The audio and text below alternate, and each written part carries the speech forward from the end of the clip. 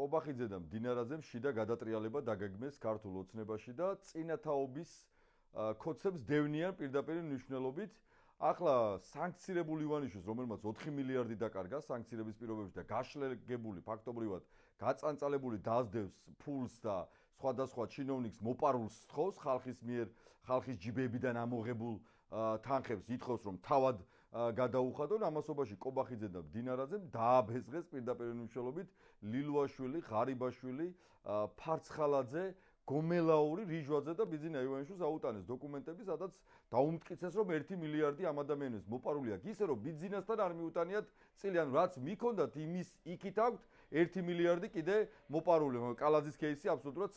ცალკეა კიდევ. და ამასობაში აღმოჩნდა რომ გომელაურმა დაიწყო თავის მართლება და თქვა რომ იცით რა ბატონო ბიძინა რაც თქვენთან არ მომქონდა ეს თანხა მე მიმქონდა უჩა მამაცაშვილთან საუბარია ივანიშვილის საყვარელ დეიდაშვილზე და ივანიშვილის საყვარელმა დეიდაშვილმა მოკურცხლა გაექცა ბიძინა ივანიშვილს იმიტომ რომ ეშინია მასაც დაჭერეს რომ გაშლეგებულია იცი ზუსტად ბიძინა და ფულის გამო ცხადია მის საყვარელ დეიდაშვილსაც